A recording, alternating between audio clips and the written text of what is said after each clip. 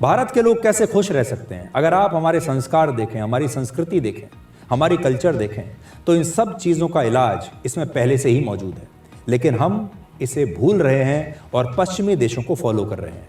खुशी एक आंतरिक अनुभव है जो हमारे देश में 4 स्तंभों पर टिकी है। पहला, सामूहिकता। भारत में अगर आप त्योहारों को देखें तो त्योहार जो हैं वो सामूहिकता का पर्व है। हमारे देश में त्योहारों को सब लोग मिलकर मनाते हैं। परिवार और समाज का साथ हमें सिखाता है कि असली खुशी एक साथ जीने में है। अगर आप त्योहारों को देखेंगे तो हमारे परिवार के लोग हम उनके साथ मनाते हैं, पड़ोसियों के साथ मनाते हैं। अपने गांव में पूरा गांव एक परिवार की तरह होता है। हर त्योहार जिंदगी की रेस में हमें ठहर कर पूरे परिवार के साथ सेलिब्रेट करना सिखाता है। दूसरा, कृतज्ञता। हमारी संस्कृति प्रकृति और जीवन के प्रति आभार सिखाती है और यही कृतज्ञता संतोष देती है, खुशी की वजह बनती है। इसलिए आज भी हमारे देश में लोग जब वापस अपने घर जाते हैं तो भगवान का धन्यवाद करते हैं। हर देश में सुबह उठते ही भगवान का नाम लेते हैं और कहते हैं कि भगवान, आज का दिन आपने हमें दिखाया, आपका बहुत बहुत धन्यवाद। हमारे देश में माता पिता को भगवान के स्वरूप माना जाता है, उनके पैर छुए जाते हैं, वो भी एक धन्यवाद करने का तरीका है। यानी हमारे देश के जो लोग हैं वो कृतज्ञ हैं और वो कभी भी अपनी सफलता के लिए, जो भी उनके साथ हो रहा है, उसके लिए धन्यवाद देना भूलते नहीं। ये भी एक खुशी का तरीका है। वर्ल्ड हैप्पीनेस इंडेक्स की नई रिपोर्ट जारी हुई है। ये खुशी की रिपोर्ट होती है, कौन कितना खुश है। इस रिपोर्ट के मुताबिक दुनिया के सबसे खुश देशों की लिस्ट में सबसे ऊपर नॉर्डिक कंट्रीज यानी फिनलैंड, डेनमार्क, नॉर्वे और स्वीडन है। ये सबसे खुश देश है। France, Britain, America, Italy, Japan, Germany और ऑस्ट्रेलिया जैसे अमीर देशों के युवाओं में अब उदासी बढ़ रही है, यह इस रिपोर्ट में लिखा है।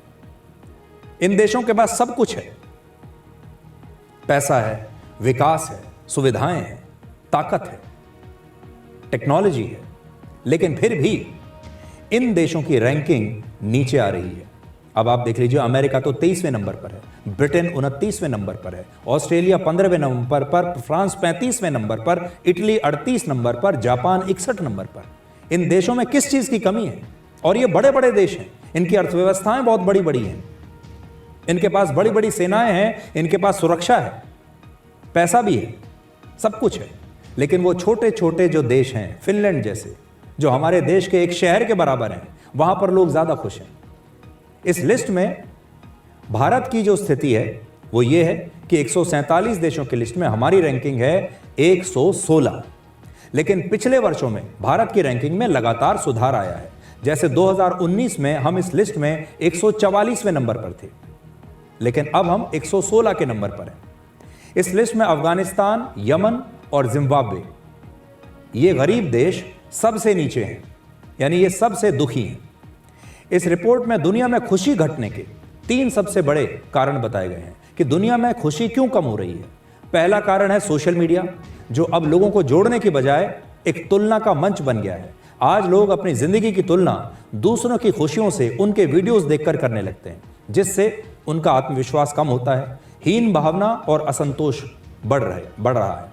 दूसरी वजह है आर्थिक असुरक्षा, अपने कल को लेकर चिंता, नौकरी की अनिश्चितता है, महंगाई है, भविष्य का डर दुनिया भर के युवाओं को लगातार तनाव में रखता है और इसकी वजह से खुशी कम हो रही है।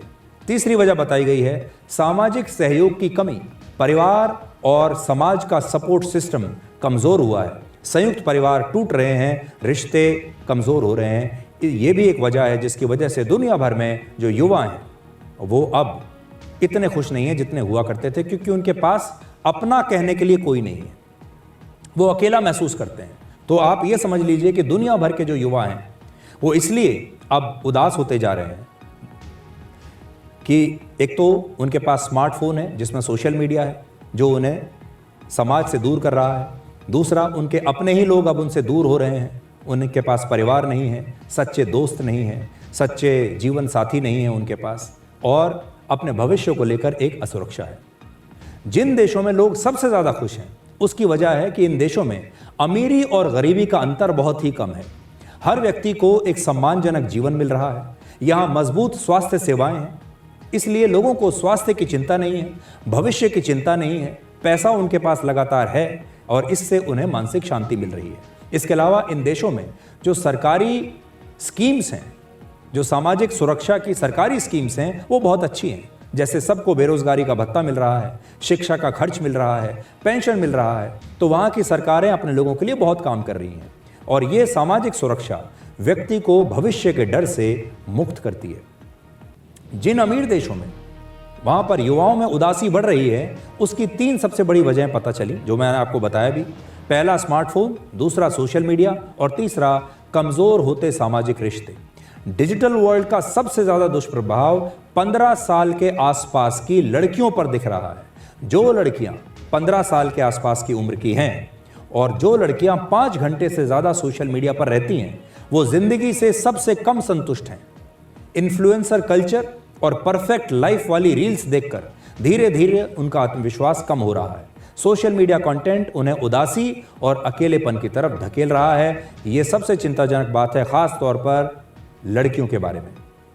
और आज के समय में दुनिया भर में खुशियों को मापने का जो तरीका है, वो सब कुछ हमारी संस्कृति में पहले से ही मौजूद है। अब सिर्फ भारत की बात करते हैं। भारत के लोग कैसे खुश रह सकते हैं? अगर आप हमारे संस्कार देखें, हमारी संस्कृति देखें, हमारी कल्चर देखें, तो इन सब चीज़ों का इलाज इसमें पहले से ही मौजूद है, लेकिन हम इसे भूल रहे हैं और पश्चिमी देशों को फॉलो कर रहे हैं। खुशी एक आंतरिक अनुभव है जो हमारे देश में 4 स्तंभों पर टिकी है। पहला, सामूहिकता। भारत में अगर आप त्योहारों को देखें तो त्योहार जो हैं वो सामूहिकता का पर्व है। हमारे देश में त्योहारों को सब लोग मिलकर मनाते हैं। परिवार और समाज का साथ हमें सिखाता है कि असली खुशी एक साथ जीने में है। अगर आप त्योहारों को देखेंगे तो हमारे परिवार के लोग हम उनके साथ मनाते हैं, पड़ोसियों के साथ मनाते हैं। अपने गांव में पूरा गांव एक परिवार की तरह होता है। हर त्योहार जिंदगी की रेस में हमें ठहर कर पूरे परिवार के साथ सेलिब्रेट करना सिखाता है। दूसरा, कृतज्ञता। हमारी संस्कृति प्रकृति और जीवन के प्रति आभार सिखाती है और यही कृतज्ञता संतोष देती है, खुशी की वजह बनती है। इसलिए आज भी हमारे देश में लोग जब वापस अपने घर जाते हैं तो भगवान का धन्यवाद करते हैं। हर देश में सुबह उठते ही भगवान का नाम लेते हैं और कहते हैं कि भगवान, आज का दिन आपने हमें दिखाया, आपका बहुत बहुत धन्यवाद।